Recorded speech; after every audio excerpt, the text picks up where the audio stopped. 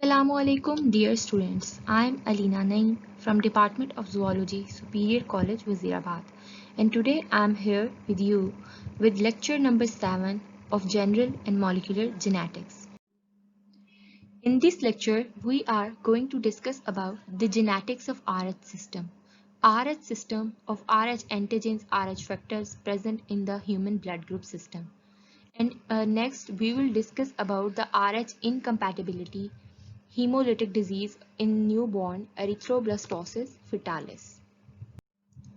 So let us start with RH blood group system. सबसे पहले हम देखेंगे कि RH blood group system क्या है, ठीक है जी।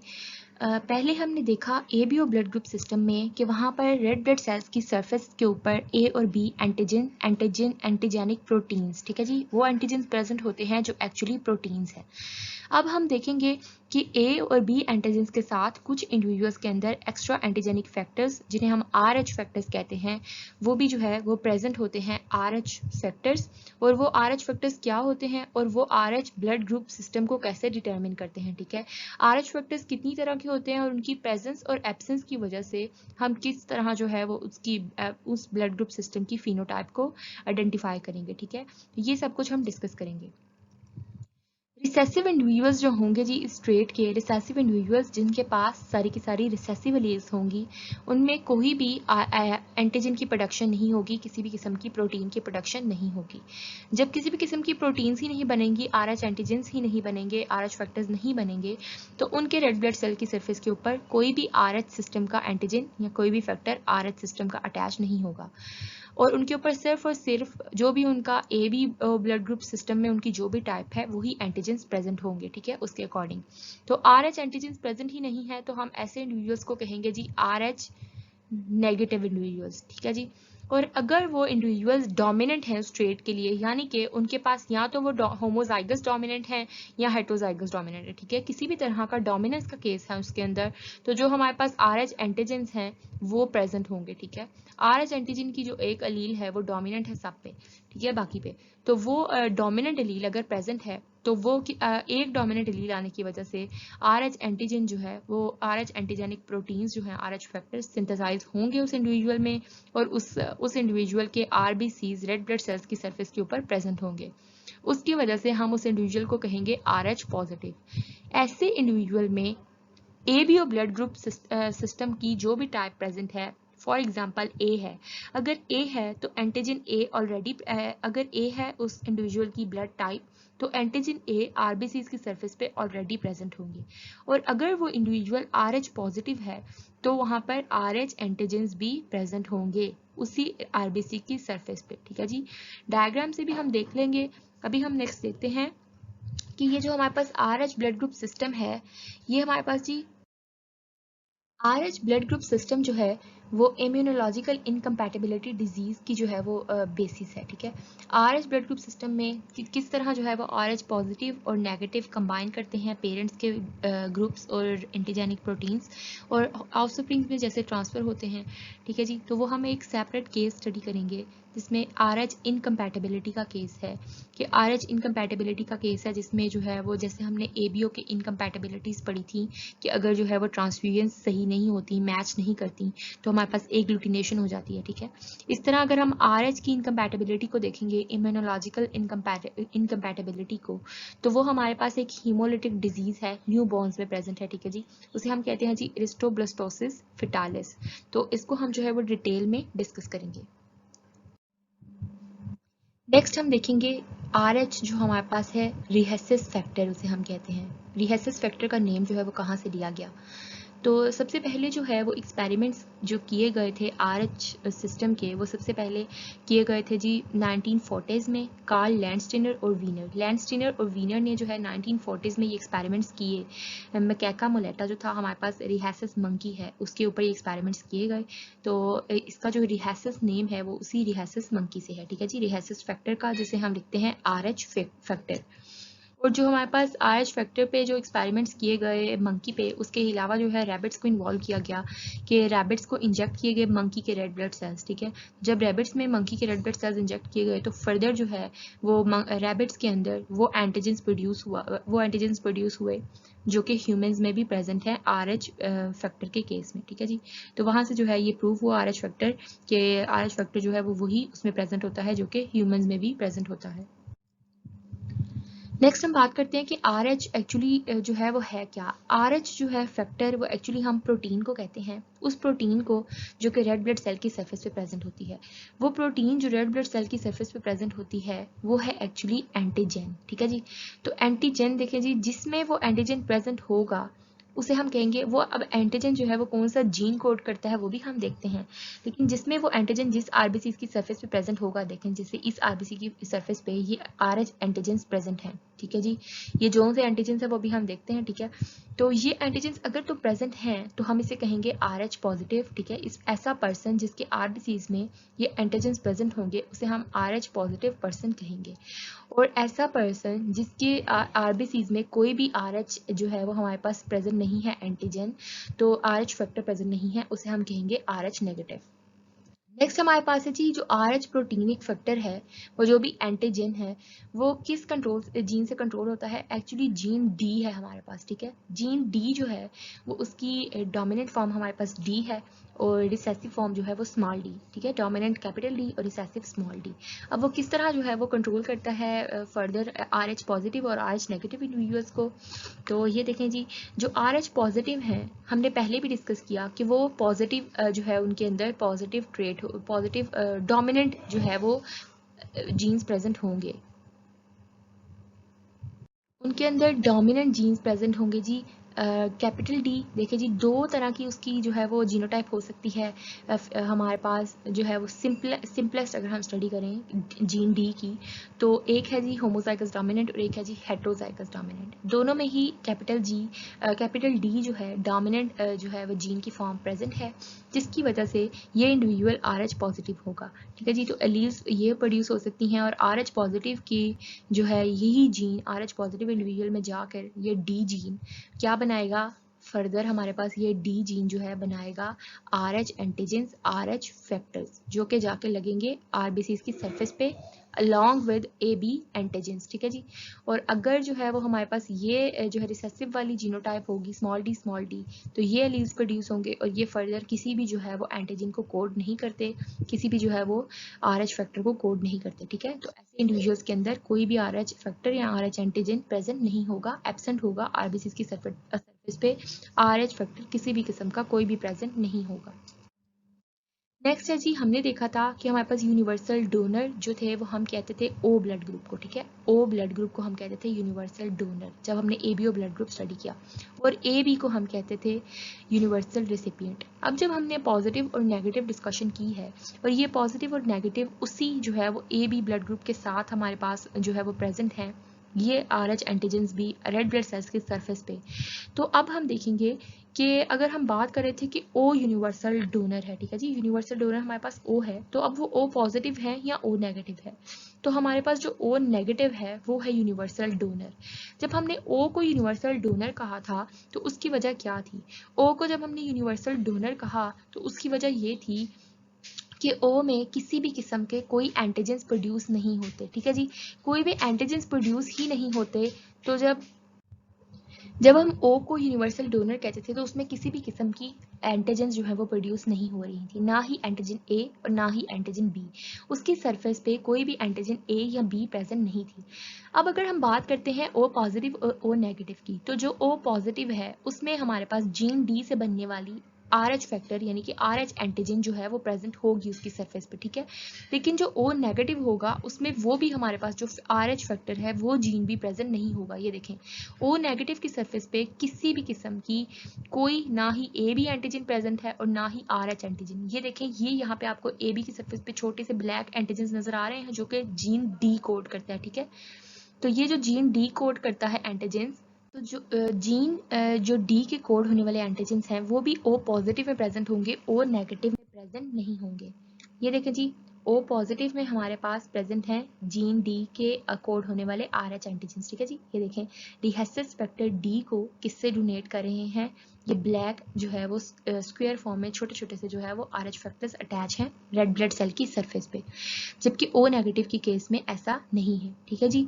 तो ओ नेगेटिव की केस में ऐसा नहीं है, तो हम कहते हैं कि ओ नेगेटिव जो है वो हमारे पास क्या है, ओ नेगेटिव हमारे पास है यूनिवर्सल डोनर, कि इसके पास किसी भी किस्म का कोई एंटीजन नहीं है। जब हम ये वाला ब्लड इनमें से किसी भी किस्म के ब्लड को, किसी भी किस्म के ब्लड टाइप को डोनेट करेंगे, तो इन सब में जो है वो किसी भी तरह के जो है वो एंटीबॉडीज प्रेजेंट हैं या जो भी एंटीजन्स प्रेजेंट हैं, इसके अंदर कोई भी ऐसा पार्टिकल एंटर ही नहीं होगा इस ब्लड ग्रुप के साथ इन सब के अंदर, कि इन सब की जो है वो एंटीबॉडीज उसे as a foreign particle detect करें, ठीक है।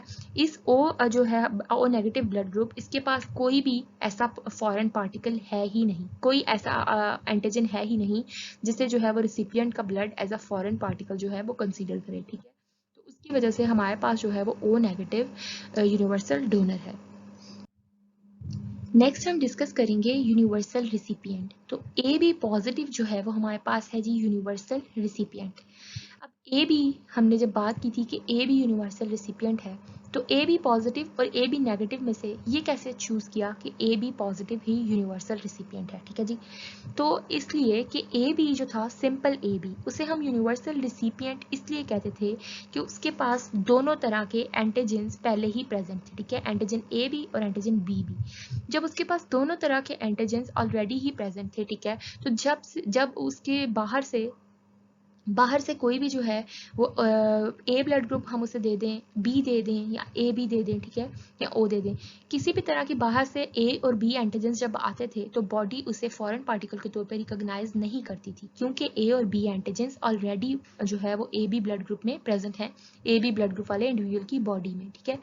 तो अब हमारे पास जब RH फैक्टर की बात आई कि ए बी पॉजिटिव इंडिविजुअल ऐसे होंगे जिनके अंदर ए एंटीजन और बी एंटीजन के साथ एक तीसरा फैक्टर RH फैक्टर जो है हमारे पास जीन डी जो है वो भी प्रेजेंट होगा।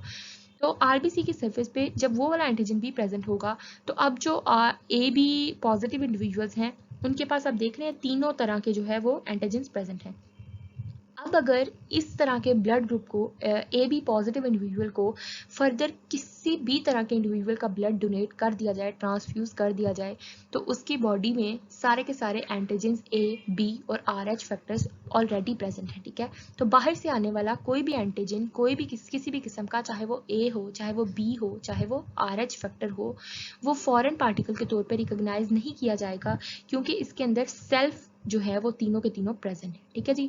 तो जिसकी वजह से किसी भी किस्म की कोई भी एग्लूटिनेशन वगैरह कोई भी इस तरह का प्रोसेस नहीं होगा और ये सेफ ट्रांसफ्यूजन कंसीडर किए जाएंगे। ए बी नेगेटिव के केस में ऐसा क्यों नहीं होगा, ये देखिए जी, ए बी नेगेटिव के केस में आप देख रहे हैं कि ए बी नेगेटिव के केस में हमारे पास ए बी एंटीजन्स तो प्रेजेंट हैं, लेकिन RH फैक्टर वाले एंटीजन्स प्रेजेंट नहीं हैं।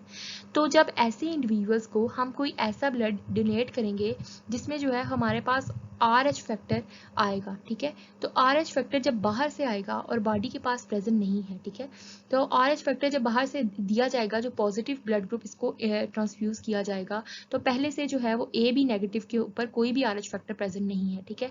तो इसकी बॉडी में जो है वो क्या होगा, फर्दर उस RH फैक्टर जो कि as a foreign particle enter हो गया है बॉडी में, ये वाला अगर किसी भी जो है वो डोनर ब्लड के अंदर आ जाएगा, इसकी बॉडी में एंटर होगा, तो इसकी बॉडी जो है वो उसे as a foreign particle consider करेगी और उसके खिलाफ एंटीबॉडीज सिंथेसाइज करेगी, एंटी डी एंटीबॉडीज, ठीक है जी। और वो एंटी डी एंटीबॉडीज जो हैं वो उस डी एंटीजन या RH फैक्टर जो है वो उसको डिस्ट्रॉय कर देंगी, ब्लड में जो है वो एग्लूटिनेशन हो जाएगी और सारे का सारा जो है वो ब्लड फ्लो डिस्टर्ब होगा। अब देखें जी कि ये तो बात हो गई यूनिवर्सल रिसिपिएंट और यूनिवर्सल डोनर की, कि हमारे पास यूनिवर्सल रिसिपिएंट जो है वो ए बी पॉजिटिव है जबकि यूनिवर्सल डोनर ओ नेगेटिव है। अब देख लेते हैं कि ये पॉजिटिव और नेगेटिव हमारे सामने जो है वो डायग्राम में अवेलेबल हैं। तो देखें जितने भी जो है हमारे पास पॉजिटिव वाले जो है वो कैटेगराइजेशन है ए बी और ब्लड ग्रुप की, जब हम उसके साथ RH सिस्टम कंबाइन करते हैं तो RH फैक्टर्स जो एंटीजन डी है हमारे पास, एडेहेसिस डी फैक्टर, वो हमारे पास देखें जी सबके अंदर प्रेजेंट है पॉजिटिव वालों में, जबकि नेगेटिव वालों में किसी भी किस्म का कोई भी रिहेसिस डी फैक्टर प्रेजेंट नहीं है। नेक्स्ट रिहेसिव स्पेक्ट्रम में हम देखेंगे कि जब किसी भी इंडिविजुअल के पास कोई भी इंडिविजुअल हम कहते हैं कि वो पॉजिटिव आरएच है, पॉजिटिव ब्लड टाइप है, तो इसका मतलब है उसके पास आरएच फैक्टर प्रेजेंट है उसके ब्लड में, उसके आरबीसीज की सरफेस के ऊपर। जबकि अगर वो वाइस वर्सा इसके ऑपोजिट है, अगर वो आरएच नेगेटिव है, तो इसका मतलब है कि उस पर्सन के ब्लड में आरएच फैक्टर एब्सेंट है। ठीक है जी, कोई भी आरएच की एंटीजन जो है वो प्रेजेंट नहीं है आरबीसीज की सरफेस पे। और यही आरएच फैक्टर जो है वो रिहेसिस मंकीज में भी प्रेजेंट होता है। मोस्ट पीपल अबाउट 84 to 85% जो लोग हैं उनका जो है वो blood group positive RH positive होता है, क्योंकि उनके अंदर आरएच पॉजिटिव फैक्टर प्रेजेंट होता है। ठीक है जी, तो ये मोस्ट कॉमन है। और आरएच जो है वो या तो पॉजिटिव हो सकता है या नेगेटिव, और जो एंटीजेंस हैं जो कोड करते हैं आरएच फैक्टर से, वो जो है वो प्रेजेंट होते हैं आरबीसीज की सरफेस पे। वो हम ऑलरेडी देख चुके हैं डायग्राम्स में। Next is positive allele D is dominant to negative allele small d. Okay, तो अगर आप पॉजिटिव हैं तो इसका मतलब है कि आपके पास प्रोटीन है, प्रोटीन सिंथेसाइज हो रही है, आरएच फैक्टर सिंथेसाइज हो रहा है, एंटीजन सिंथेसाइज हो रही हैं। अगर आप आरएच नेगेटिव हैं तो इसका मतलब है कि आपके पास जो है वो डोमिनेंट एलील प्रेजेंट नहीं है, तो your body is not synthesising the particular protein, the particular antigen, the RH factor. तो अगर हम देखें जी कैसे जनरेशन आफ्टर जनरेशन जो है वो ट्रांसफर होता है, तो if the mother is R H negative and the father is R H positive, तो दोनों पेरेंट्स में से किसी एक के पास भी अगर आर एच फैक्टर है, यानी कि एक के पास भी डोमिनेंट एलील है, तो ऑफ कोर्स वो नेक्स्ट जनरेशन में ट्रांसफ़र होगी। और उनका चिल्ड्रन जो है वो उनके अंदर, उनके जो बच्चे हैं उनके अंदर भी जो है वो इक्वल जो है वो उनके अंदर जो है वो सारे के सारे डोमिनेंट जो एलील इनहेरिट करेंगे और आर एच पॉजिटिव होंगे। जबकि अगर हम बात करें दोनों ही पेरेंट्स अगर आर एच नेगेटिव हैं, यानी कि दोनों के पास ही रिसेसिव एलील्स प्रेजेंट हैं, तो ऑफ कोर्स अगर कोई भी डोमिनेंट एलील प्रेजेंट ही नहीं है, तो उनके जितने भी जो है वो प्रोजेनी होगी वो सब के सब आर एच नेगेटिव होंगे। तो आर एच एंटीजेंस जो हैं वो इस तरह आरबीसीज की सरफेस पे अटैच होते हैं, जैसे ए एंटीजेंस और बी एंटीजेंस भी प्रेजेंट होते हैं। ठीक है, और एंटीजेंस जो है वो हमारे पास प्रोटीन्स हैं, आप लोगों ने हमेशा याद रखना है प्लाज्मा मेम्ब्रेन्स के ऊपर जो प्रोटीन्स एम्बेडेड फॉर्म में प्रेजेंट होती हैं या ऊपर लगी होती हैं, उसी तरह हमारे पास ये एंटीजेंस, चाहे वो एंटीजन ए हो, चाहे वो एंटीजन बी हो, चाहे वो आर एच एंटीजन हो, आर एच फैक्टर हो, इसी तरह से आरबीसीज की सरफेस पे प्रेजेंट होती हैं। नेक्स्ट है जी हमारे पास if a person has either two genes for RH or one for positive and one negative RH gene, they will test RH positive। तो इस बात का मतलब ये है कि अगर वो इंडिविजुअल जो है उसके पास एक भी डोमिनेंट एलील प्रेजेंट है, यानी कि या तो वो होमोजाइगस है उस डोमिनेंट एलील के लिए, या फिर जो है वो हेट्रोजाइगस है। दोनों केसेस में जो है वो कंप्लीट डोमिनेंस वाला केस है कि हमारे पास जो है जो भी पेरेंट्स जो भी इंडिविजुअल होगा वो कंप्लीट जो है वो आर एच पॉजिटिव वाला होगा, यानी कि कंप्लीट डोमिनेंट होगा। ठीक है, इधर दोनों पेरेंट्स हमारे पास आर एच पॉजिटिव होंगे। ठीक है, फर्दर फिर जब वो नेक्स्ट जनरेशन में जो है वो ट्रांसफ़र करेंगे, देर आर इक्वल चांसेस कि दोनों पेरेंट्स से एक एक रिसेसिव एलील इनहेरिट होकर एक जो है वो हमारे पास ऐसा इंडिविजुअल आ सकता है जिसके पास जो है वो क्या हो, दोनों की दोनों रिसेसिव एलील और वो आर एच नेगेटिव हो। आर एच नेगेटिव होने के लिए दोनों रिसेसिव एलील्स होना ज़रूरी है। अगर हम कंपैरिजन करें कि आर एच और एबीओ का क्या कंपैरिजन है कि सारे के सारे एंटीजन्स इसी तरह प्रेजेंट हैं, तो वहाँ हम देखते थे कि जब भी हमारे पास अगर ए एंटीजन प्रेजेंट है तो उसके अपोजिट जो है वो एंटी बी एंटीबॉडीज प्रेजेंट होती थी। एंटीजन अगर आरबीसी की सरफेस के ऊपर प्रेजेंट है तो एंटी बी एंटीबॉडीज जो है वो हमारे पास प्लाज्मा में प्रेजेंट होती थी। ठीक है, तो यही हमारे पास जो है वो आर एच और एबीओ का डिफरेंस है कि आर एच ब्लड ग्रुप में नेचुरली ऐसी कोई भी एंटीबॉडीज प्रेजेंट नहीं होती। ठीक है, अगर एबीओ ब्लड ग्रुप सिस्टम की तरह बात करें तो हमारे पास आर एच जो सिस्टम है उसके अंदर जो आर एच नेगेटिव है, यानी कि जिसके अंदर कोई भी आर एच एंटीजन प्रेजेंट नहीं है, तो उसके अंदर फिर हमारे पास जो है वो पर्टिकुलर एंटीबॉडीज प्रेजेंट होने चाहिए। ठीक है, तो वो एंटीबॉडीज जो हैं ऑपोजिट एंटीबॉडीज वो प्रेजेंट नेचुरली प्रेजेंट नहीं होते। ठीक है जी, बाद में प्रोड्यूस होते हैं, उसका क्या केस होता है, वो कैसे प्रोड्यूस होते हैं, वो बात की बात है। नेचुरली जो है वो कोई भी आर एच एंटीबॉडीज, जिसे हम एंटी आर एच एंटीबॉडीज या एंटी डी एंटीबॉडीज कह सकते हैं, ठीक है, वो प्रेजेंट नहीं होती। किसी भी किस्म का नेचुरल डिफेंस जो है वो अगेंस्ट आर एच एंटीजेंस, यानी कि फॉरेन पार्टिकल्स, जिन आर एच नेगेटिव जो है वो ऐसा इंडिविजुअल है जिसके अंदर आर एच फैक्टर प्रेजेंट ही नहीं है। ठीक है, तो अगर उसको बाहर से आर एच फैक्टर दिया जाए तो यूजुअली जो है वो क्या होता है कि ऑलरेडी जो है वो उसके अगेंस्ट एंटीबॉडीज प्रेजेंट होती हैं। लेकिन RH सिस्टम के केस में नेचुरल डिफेंस प्रेजेंट नहीं होता, नेचुरल प्रेजेंट नहीं होता, बाद में जो है वो सिंथेसाइज होती हैं at the spot. They are not present at birth but are synthesized in RH negative persons in response to the presence of RH antigen. Okay? जब उस RH negative person को, RH negative blood type को, जिसका कभी पहले exposure नहीं हुआ RH antigen से, क्योंकि नेचुरली उसके अंदर RH एंटीजन प्रेजेंट ही नहीं है, ठीक है, जब ऐसे इंडिविजुअल को ट्रांसफ्यूज किया जाता है कोई ऐसा ब्लड जिससे जो है RH पॉजिटिव ब्लड, जिससे RH एंटीजन उसके अंदर चले जाते हैं, ठीक है, तो फिर उस RH एंटीजन के जाने के बाद उसके रिस्पॉन्स में जो है वो बॉडी प्रोड्यूस करती है एंटी RH एंटीबॉडीज या एंटी D एंटीबॉडीज, ठीक है जी। और RH एंटीजन जो है वंस अगेन हमारे पास ट्रांसमेम्ब्रेनस प्रोटीन्स हैं with loops exposed at the surface of RBCs, के RBCs की सरफेस के ऊपर प्रेजेंट होते हैं और उनके डिफरेंट फंक्शंस हैं, वो कार्बन डाइऑक्साइड की ट्रांसपोर्ट में और एमोनिया की जो है वो ट्रांसपोर्ट में हेल्प करते हैं। जेनेटिक्स ऑफ RH सिस्टम, ठीक है जी। जेनेटिक्स की बात करें तो a person with RH blood does not have RH antibodies naturally in their blood plasma, okay. तो RH नेगेटिव ब्लड का मतलब है किसी भी किस्म का RH फैक्टर प्रेजेंट नहीं है। जब कोई भी फैक्टर यानी कि एंटीजन प्रेजेंट नहीं होता तो उस केस में हमारे पास ऑपोजिट यानी कि एंटीबॉडीज प्रेजेंट होते हैं, ठीक है। पहले हम ABO के केस में यही पढ़ते आए हैं, लेकिन RH के केस में ऐसा नहीं होता, कोई भी जो है वो एंटीबॉडीज प्रेजेंट नहीं होते नेचुरली ब्लड प्लाज्मा में, ठीक है जी। तो हम देखें अगर तो RH पॉजिटिव के अंदर RH फैक्टर प्रेजेंट है यानी कि RH एंटीजन प्रेजेंट है तो ऑफ कोर्स कोई antibody eight the time present नहीं होगी। लेकिन RH नेगेटिव के केस में जब RH फैक्टर ही नहीं है यानी कि RH एंटीजन ही नहीं सिंथेसाइज हो रहा, क्योंकि हमारे पास रिसेसिव एलील्स हैं, तो यहाँ पर हमारे पास एंटी RH और एंटी D एंटीबॉडीज होनी चाहिए, ठीक है। तो लेकिन वो नेचुरली प्रेजेंट नहीं है, ठीक है, बाद में सिंथेसाइज होती हैं in response to RH factors, अगर बाद में किसी भी किस तरह से जो है वो बॉडी में एंटर हो जाए तो, ठीक है, उसके बगैर जो है वो नेचुरल डिफेंस में प्रेजेंट नहीं है। अब हम देखेंगे कि RH नेगेटिव ब्लड में अगर नेचुरली प्रेजेंट नहीं होती एंटीबॉडीज तो कब प्रोड्यूस होती हैं, ठीक है। जब किसी भी RH नेगेटिव इंडिविजुअल को, RH नेगेटिव ब्लड टाइप को RH एंटीबॉडीज वो कब डेवलप करता है, जब उसे RH पॉजिटिव ब्लड दिया जाता है, ठीक है। अगर किसी भी RH नेगेटिव को RH पॉजिटिव ब्लड दे दिया जाए, ट्रांसफ्यूज कर दिया जाए, तो वो क्या करता है कि वो RH एंटीबॉडीज सिंथेसाइज करता है। क्यों सिंथेसाइज करता है? जब RH पॉजिटिव ब्लड किसी भी RH नेगेटिव को दिया जाता है, पहले से उसके अंदर कोई एंटीजेंस प्रेजेंट नहीं थे, RH एंटीजेंस। अब जब RH एंटीजेंस बाहर से अंदर आए तो बॉडी उसे as a foreign particle recognize करती है और उसके अगेंस्ट जो है वो RH एंटीबॉडीज सिंथेसाइज करती है। अब क्या होता है जी, जब किसी पर्सन को RH पॉजिटिव ब्लड दे दिया गया, अब उसके अंदर एंटीबॉडीज जो हैं वो बन गई, ठीक है, एंटी RH एंटीबॉडीज या एंटी D एंटीबॉडीज। उस हम किसकी बात कर रहे हैं? RH नेगेटिव ब्लड टाइप की, जिसे डोनेट किया गया है, डोनेट किया गया है, ट्रांसफ्यूज किया गया है RH पॉजिटिव ब्लड। जब RH पॉजिटिव ब्लड उसे दे दिया गया तो अब उसके अंदर एंटी RH एंटीबॉडीज सिंथेसाइज हो गई, ठीक है।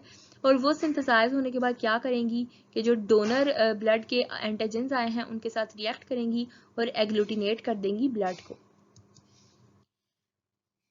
पर्सन जब, अगर ये थी बात जी RH नेगेटिव की, जिस केस में हमारे पास इशू आ रहा था। अब दूसरा हमारे पास केस है कि RH पॉजिटिव। अब जो ऑर्गेनिज्म हमारे पास RH पॉजिटिव है, जिसकी RH पॉजिटिव ब्लड टाइप है, उसके पास ऑलरेडी जो है वो RH एंटीजन प्रेजेंट है, ठीक है। RH एंटीजन प्रेजेंट है तो वो ब्लड चाहे किसी RH पॉजिटिव से ले चाहे किसी RH नेगेटिव से ले, कोई इशू नहीं होगा, क्योंकि अगर उसे RH positive B blood transfuse किया जाए तो भी उसके पास जो RH एंटीजेंस एंटर होंगे वो उसकी बॉडी फॉरन रिकॉग्नाइज नहीं करेगी, क्योंकि उसके पास ऑलरेडी RH एंटीजेंस प्रेजेंट है, ठीक है। और अगर उसे RH नेगेटिव भी डोनेट या ट्रांसफ्यूज कर दिया जाएगा तो भी ऐसा कोई इशू नहीं होगा, क्योंकि किसी भी किस्म के RH एंटीजेंस RH नेगेटिव में प्रेजेंट ही नहीं होते, ना ही किसी किस्म की anti RH antibodies naturally present होती हैं। तो RH पॉजिटिव जो है वो इजीली RH नेगेटिव से ले सकता है, ठीक है, लेकिन RH नेगेटिव जो है वो इजीली सिर्फ RH नेगेटिव को ही दे सकता है, ठीक है जी। और अगर हमारे पास जो RH नेगेटिव है उसको RH नेगेटिव देने से तो हमारे पास कोई इशू नहीं होगा, ठीक है। लेकिन अगर हम उसे RH पॉजिटिव दे देंगे किसी भी तरीके से तो जो है वो हमारे पास RH नेगेटिव जो है ब्लड ग्रुप उसके अंदर जो है वो एग्लूटिनेशन हो जाएगी, क्योंकि वहाँ पे एंटी RH एंटीबॉडीज सिंथेसाइज होंगी, ठीक है। नेक्स्ट है जी हमारे पास RH इनकम्पैटिबिलिटी, जिसकी हमने बात की थी कि हमारे लेक्चर का सेकंड पार्ट है। RH इनकम्पैटिबिलिटी में हम देखेंगे कि किस तरह जो है वो हीमोलिटिक डिजीज़ हो जाती है न्यू बॉर्न्स में। उसे हम कहते हैं, डिजीज़ को कहते हैं जी एरिथ्रोब्लास्टोसिस फिटालिस।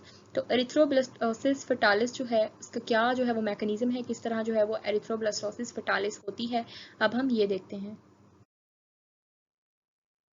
अब हम बात करेंगे कि RH इनकम्पैटिबिलिटी जो है वो कैसे होगी और RH इनकम्पैटिबिलिटी डेंजरस और लाइफ थ्रेटनिंग क्यों है as compare to ABO incompatibility, ठीक है जी।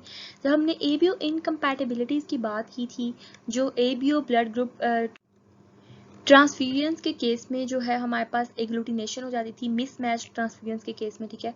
तो वो ड्यूरिंग और सब्सिक्वेंट प्रेगनेंसीज जो है वो क्यों जो है वो इतनी डेंजरस नहीं है, और RH इनकम्पैटिबिलिटी की वजह से जो है हमारे पास हीमोलिटिक डिसऑर्डर आता है एरिथ्रोब्लास्टोसिस फिटालिस। तो हम देखते हैं उसकी डिटेल्स, ठीक है जी। तो सबसे पहली बात कि इनकम्पैटिबिलिटी कब आएगी हमारे पास, जब हमारे पास केस जो है वो RH नेगेटिव वुमेन का है। ऐसी RH नेगेटिव वुमेन जो है, ऐसी RH नेगेटिव वुमेन है हमारे पास, RH negative women when married to RH positive man, ठीक है जी। मदर है हमारे पास RH नेगेटिव, जबकि फादर है RH positive. So it she can bear a fetus which is RH positive, ठीक है। तो RH negative mother with a RH positive fetus, ये जो है वो इनकम्पैटिबिलिटी का केस जो है वो फर्दर उसकी बेसिस बनाएगा, ठीक है। तो वो कैसे इनकम्पैटिबिलिटी फेस करनी पड़ेगी, तो अब हम देखते हैं जी। RH नेगेटिव वुमेन जो है वो ऐसा ब्लड टाइप है उस मदर का कि उसके अंदर कोई भी नेचुरल RH फैक्टर प्रेजेंट नहीं है, ठीक है। ना ही कोई RH फैक्टर है, ना ही कोई एंटी RH एंटीबॉडी है। जबकि फीटस के अंदर RH पॉजिटिव होने की वजह से RH पॉजिटिव एंटीजेंस यानी कि एंटीजेनिक फैक्टर्स जो हैं RH सिस्टम के, वो रेड ब्लड सेल्स की सरफेस पे प्रेजेंट हैं, ठीक है। उनका ABO ब्लड ग्रुप टाइप में से जो भी मदर या फीटस का जो है वो ब्लड ग्रुप है वो हम फिलहाल डिस्कस नहीं कर रहे, ठीक है। वो जो भी होगा, इनकम्पैटिबिलिटी का केस जो है वो पॉजिटिव और नेगेटिव की वजह से आता है, ठीक है। तो RH पॉजिटिव फीटस के अंदर ABO ब्लड ग्रुप के जो भी एंटीजन प्रेजेंट हैं उसके साथ उसके पास RH एंटीजन प्रेजेंट है, ठीक है जी। RH पॉजिटिव फैक्टर प्रेजेंट है। उसकी वजह से क्या होगा कि RH पॉजिटिव फैक्टर अगर ड्यूरिंग प्रेगनेंसी क्या होता है कि जब जो फीटस है वो मदर के वॉर्म में है, ठीक है। तो आल्दो जो है वो फीटल और मैटरनल ब्लड यानी कि मदर और फीटस का ब्लड जो है वो किसी भी तरह के डायरेक्ट कॉन्टैक्ट में नहीं आता, ठीक है। कि अम्बिलिकल कॉर्ड और प्लेसेंटा से जो है वो बेबी कनेक्टेड होता है, लेकिन डायरेक्ट जो है वो कॉन्टैक्ट ब्लड का नहीं होता। लेकिन कब जो है वो डायरेक्ट कांटेक्ट हो सकता है फीटस के ब्लड का मदर के ब्लड से, eight the time of birth, at the time of parturition, ठीक है। जब अम्बिलिकल कॉर्ड कट की जाती है तो कुछ ना कुछ जो है वो फीटस के RBCs किसी भी जो है वो तरह एंटर हो सकते हैं। वैसे भी जो है वो किसी भी चैन से बंट के तौर पे तो किसी भी तरह जा सकते हैं, ठीक है। लेकिन eight the time of parturition कुछ RBCs जो हैं वो कंफर्म जो है वो क्रॉस कर जाते हैं प्लेसेंटल बैरियर और मदर की जो है blood stream, maternal blood stream में एंटर हो जाते हैं। अब मैटरनल ब्लड स्ट्रीम में जो है वो ऐसा ब्लड फ्लो कर रहा है जिसमें कोई भी RH एंटीजन ऑलरेडी प्रेजेंट ही नहीं है, ठीक है। तो जब फीटस के RBCs जिनके ऊपर RH antigen RH factor present है वो मदर की ब्लड स्ट्रीम में एंटर होंगे तो उन्हें as a foreign particle detect किया जाएगा, ठीक है। एज अ फॉरेन पार्टिकल उन्हें कंसीडर किया जाएगा और मदर की बॉडी में उनके खिलाफ जो है वो anti RH anti D antibodies जो है वो सिंथेसाइज होंगी, जिसकी वजह से वो जो है वो एंटी RH एंटीबॉडी सिंथेसाइज होंगी और वो एंटी RH एंटीबॉडीज अब जो मदर की बॉडी में सिंथेसाइज हुई हैं, ठीक है जी, वो अब अगर प्लेसेंटा क्रॉस करके फीटस की ब्लड सर्कुलेशन में आ जाए, ठीक है, क्योंकि little mixing of blood at the time of parturition जो है वो हो जाती है, ठीक है। तो अगर वो आ जाती हैं एंटीबॉडीज क्रॉस करके तो वो अब क्या होगा कि फीटल की सारी एंटीजेंस को वो as a foreign particle recognize करेंगी और वहाँ पे एग्लूटिनेशन हो जाएगी, ब्लड डिसऑर्डर हो जाएगा, ठीक है जी, जिसे हम कहते हैं एरिथ्रोब्लास्टोसिस फिटालिस। तो फर्स्ट बेबी है जो उस मदर का ये RH पॉजिटिव फीटस, इस केस में तो बहुत ज़्यादा लिटल जो है वो लिटिल जो है वो ये डिसऑर्डर होगा, क्योंकि बहुत थोड़े से जो है वो eight the time of parturition, eight the time of birth बहुत थोड़ी सी जो है वो ब्लड की मिक्सिंग होगी, ठीक है। लेकिन अगर वो मदर नेक्स्ट फर्दर बी जो है नेक्स्ट सब्सिक्वेंट प्रेगनेंसी में वही RH नेगेटिव वुमेन जो है वो एक और RH पॉजिटिव फीटस अगर बियर करती है, तो क्या होगा, अब ऑलरेडी जो है उस मदर के पास RH नेगेटिव वुमेन के पास anti-RH एंटीबॉडीज प्रेजेंट हैं, ठीक है। तो अब जब मदर का ब्लड जो है वो फीटस के साथ इन कांटेक्ट आएगा, ठीक है, तो वो सारे के सारे anti-RH बॉडीज, anti-RH एंटीबॉडीज पहले से ही उस RH पॉजिटिव फीटस में एंटर हो जाएंगी, ठीक है जी, और वहाँ पे एग्लूटिनेशन हो जाएगी, और सब्सिक्वेंट जितनी भी जो है फर्दर प्रेगनेंसीज जो हैं वो ज़्यादा विद जो है वो ज़्यादा सीवियर इफेक्ट होती जाएंगी, ठीक है। जो फर्स्ट बेबी था वो तो सिर्फ जो है वो eight the time of parturition थोड़ा सा ब्लड क्रॉस करने की वजह से, थोड़ा सा ब्लड की मिक्सिंग की वजह से थोड़ा सा इफेक्ट हुआ, ठीक है। वो इफेक्ट लाइफ थ्रेटनिंग नहीं था, ठीक है, वो सिर्फ थोड़ा सा जो है वो हीमोलिटिक एनीमिया का केस था कि जो है वो लिटिल जो है वो ब्लड सेल्स जो है वो बस्ट हो गए, जिसकी वजह से हम उसे एरिथ्रोब्लास्टोसिस भी कहते हैं, ठीक है। और लेकिन फर्दर जो है वो फीटस की बॉडी, फीटस की ब्लड सिंथेसिस जो है वो उसके साथ कोप कर जाती है और वो लीथल नहीं होता, ठीक है। लेकिन सब्सिक्वेंट फर्दर प्रेगनेंसीज के केस जिसमें जो है वो ऑलरेडी फिर उस मदर के पास anti-RH एंटीबॉडीज प्रेजेंट होती हैं, वो जो है वो ज़्यादा डेंजरस एक्ट करती हैं उस फीटस के लिए और वो लीथल हो सकती हैं। RH इशू जो है वो RH इनकम्पैटिबिलिटी इशू हम देख रहे हैं, RH positive, RH negative mom with RH positive baby, ठीक है जी। तो क्या होता है कि जब कोई भी जो है वो RH positive blood RH positive जो है फैक्टर वो उस फीटस ने इनहेरिट कहाँ से किया है, क्योंकि मदर तो RH नेगेटिव है, तो RH पॉजिटिव होने के लिए एक ना एक डोमिनेंट एलील इनहेरिट करना ज़रूरी है। तो RH पॉजिटिव फैक्टर या RH पॉजिटिव की डोमिनेंट एलील जो है वो उस फीटस ने इनहेरिट की है अपने फादर से, ठीक है जी। तो अब प्रॉब्लम क्या है, प्रॉब्लम होती है जी at the time of birth, at the time of birth during mixing little mixing of blood, at the time of blood जब RH एंटीजेंस जो हैं वो फीटस के लिटल क्रॉस करके प्लेसेंटा से चले जाते हैं मदर के ब्लड में, ठीक है। तो मदर के ब्लड में जब मदर का जो ब्लड है वो जब एक्सपोज होता है RH एंटीजन से, तो पहले जो है वो कोई RH एंटीजन प्रेजेंट नहीं थे, तो उसकी body as a foreign particle उसे कंसीडर करती है, ठीक है जी। तो वहाँ पे जो है वो anti-RH एंटीबॉडीज सिंथेसाइज हो जाती हैं। ये देखें जी, anti-RH एंटीबॉडीज फिर मदर की बॉडी में क्या होता है, सिंथेसाइज हो जाती हैं। अब वो anti-RH एंटीबॉडीज जब क्रॉस करती हैं उस टाइम पे तो बहुत थोड़ी सी क्रॉस करती हैं, ठीक है, और वो जितना भी जो है वो इशू क्रिएट होता है वो लाइफ थ्रेटनिंग नहीं होता, जो भी डिसऑर्डर होता है। लेकिन फर्दर प्रेगनेंसीज में जब वो ब्लड जो है वो क्रॉस करेगा और पहले से ही जो है वो इन कंटेक्ट आएंगी RH एंटीबॉडीज जो है वो फीटल के जो है वो रेड ब्लड सेल्स के साथ जो कि RH एंटीजेंस वाले हैं, ठीक है। तो वहाँ पे जो है वो इनकम्पैटिबिलिटी हो जाएगी, एग्लूटिनेशन हो जाएगी, ब्लड डिसऑर्डर हो जाएगा, जिसकी वजह से बेबी के अंदर जो है वो एनीमिक कंडीशन आ जाएगी और बेबी जो है विल अपीयर ब्लू, उसे हम ब्लू बेबी भी कहते हैं। और वो ये कंडीशन जो है लाइफ थ्रेटनिंग भी हो सकती है, ठीक है। इसकी वजह से जो है वो फीटस की डेथ भी हो सकती है, क्योंकि ऑक्सीजन सप्लाई जो है वो बहुत ज़्यादा इफेक्ट हो रही है। Relevance of RH factor and abiotyping के RH negative mother has a RH positive baby. She will make antibodies against the RH fetus. Okay, so ये concept clear हो चुका है आपका कि RH negative जो थी वो mother थी, RH पॉजिटिव फीटस था। जैसे ही RH पॉजिटिव थोड़े से ब्लड सेल्स यहाँ गए तो मदर की जो है बॉडी उसने anti-RH एंटीबॉडीज यहाँ पे सिंथेसाइज कर ली।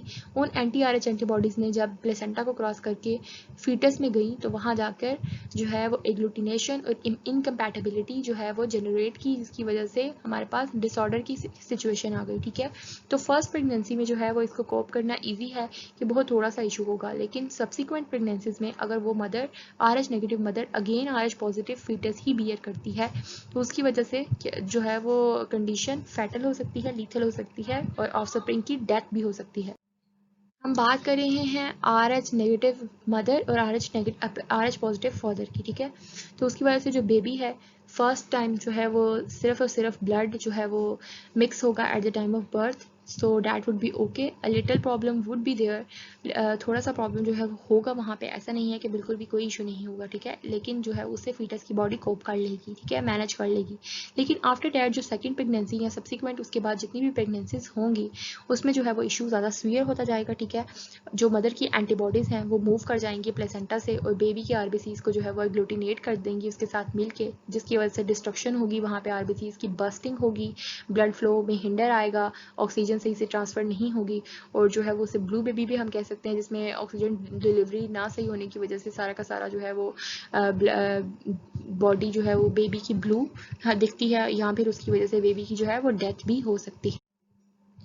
सो what can be done to treat this situation, ठीक है। अगर हम प्रिवेंट करना चाहें ये सिचुएशन RH इनकम्पैटिबिलिटी की, तो उसके लिए अब हमारे पास ट्रीटमेंट अवेलेबल है, ठीक है जी, इंजेक्शन की फॉर्म में रोगैम, उसका जो है RHO गैम जो है वो उसका कमर्शियल नेम है उस ड्रग का, जो कि RH इम्यूनोग्लोबुलिन यानी कि IgG टाइप ऑफ एंटीबॉडीज़ की टाइप है, ठीक है जी हमारे पास।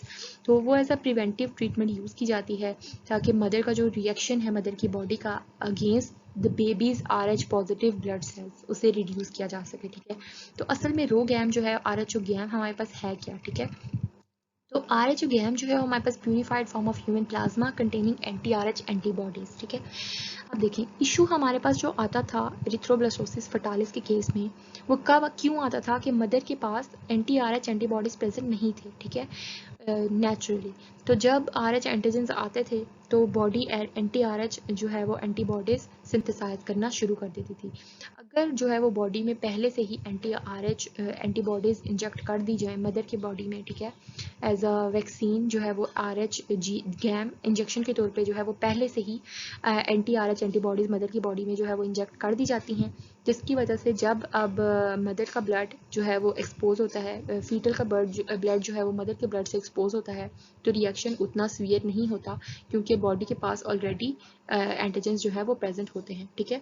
तो ये कब जो है वो दिया जाना चाहिए, this is administered as a shot at around the 28th week of pregnancy, ठीक है जी, 7th मंथ तकरीबन बनता है, ये 28th वीक ऑफ प्रेगनेंसी में जो है वो ये दे दिया जाना चाहिए ताकि जो है eight the time of parturition और बर्थ रिएक्शन को जो है वो कंट्रोल किया जा सके, उसकी सिवियरिटी को रिड्यूस किया जा सके।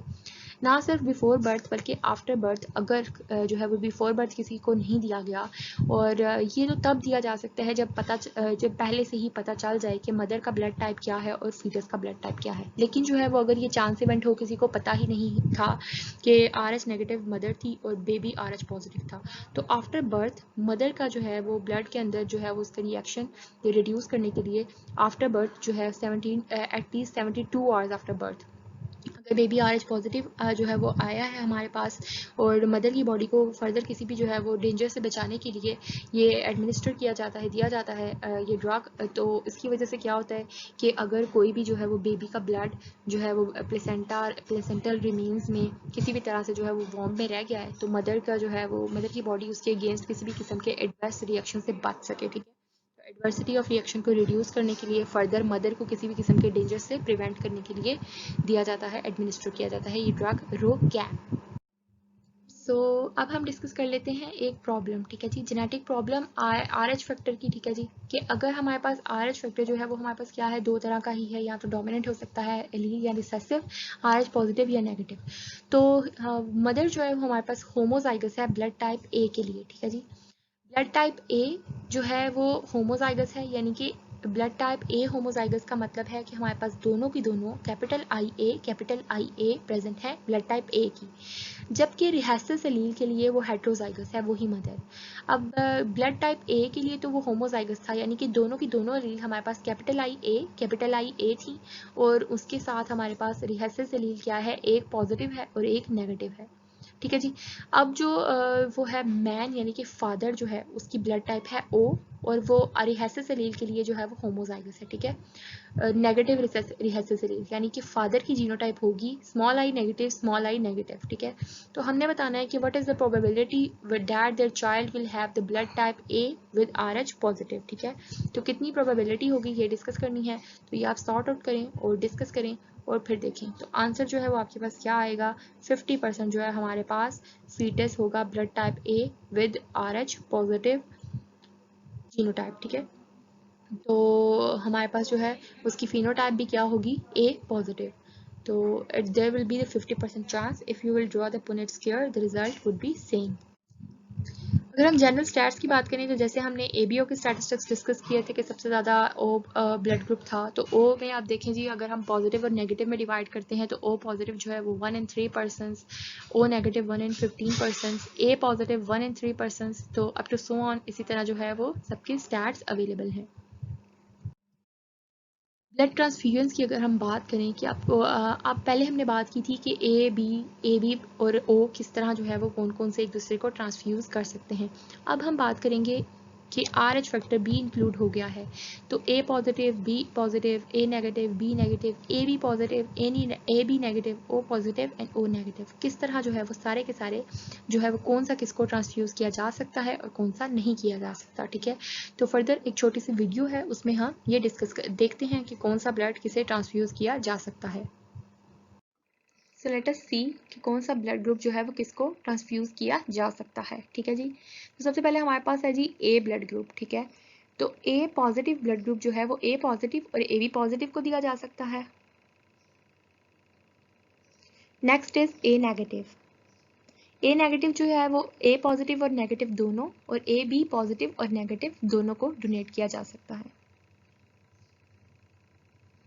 B positive to B positive and A B positive, B negative to B positive, B negative, AB positive and AB negative. O positive to O positive, AB positive and A and B positive. O negative is the universal donor, सबको जो है वो ये donate कर सकता है।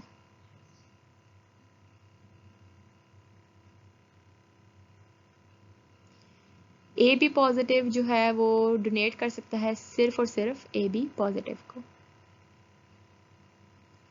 ए B negative to A B positive and A B negative both.